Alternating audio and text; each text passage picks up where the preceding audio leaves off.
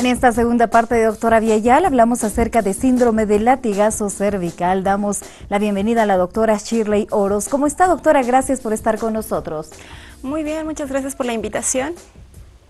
Bien, empezamos entonces ya nomás con este tema. Veamos esta introducción sobre lo que es el síndrome de latigazo cervical.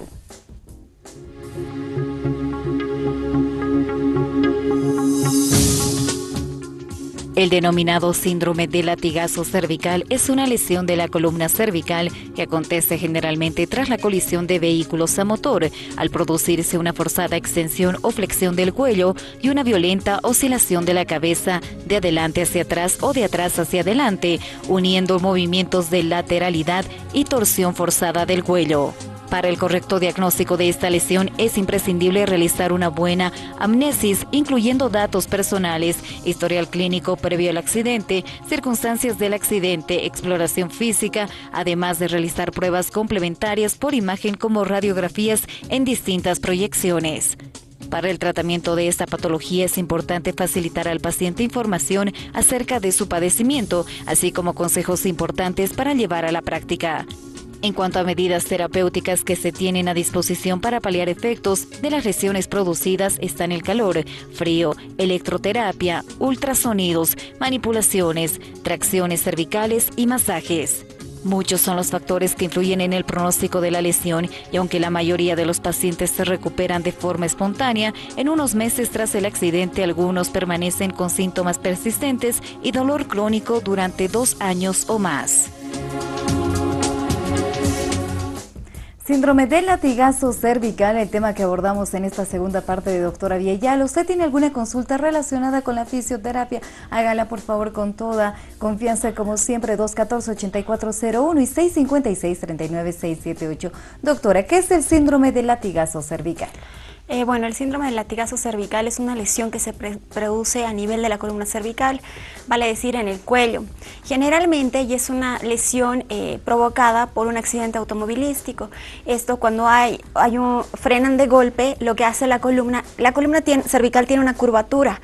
Y esta curvatura permite la flexibilidad del cuello, ¿no? Pero cuando hay ese movimiento repentino, lo que pasa es que la cabeza va hacia adelante más de los grados que debería ir y va hacia atrás en pocos minutos.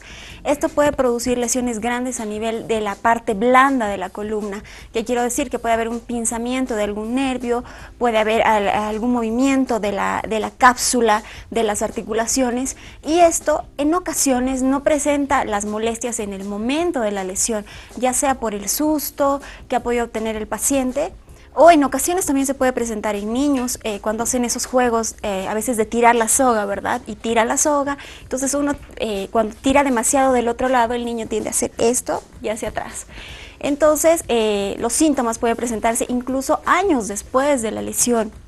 Y son muy crónicos, ¿por qué? Porque mientras más avanza el tiempo, mayor es el problema.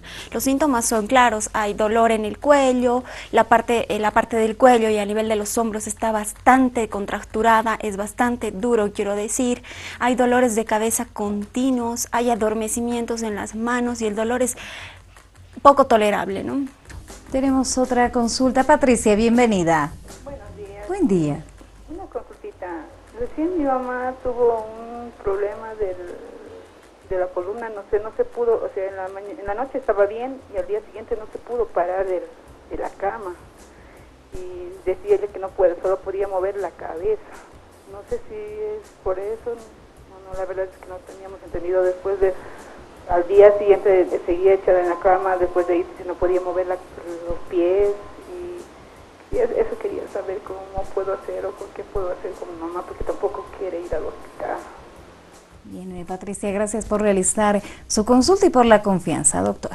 Bueno, es importante que vayan al hospital. Yo sé que a veces es difícil, pero si estamos hablando de que simplemente se recostó y ya no podía mover la cabeza y luego los pies, hay que preguntarle a la señora si ha tenido alguna caída, si ha tenido algún accidente en la casa, para ver si hay alguna compresión de algún nervio que esté produciendo eso.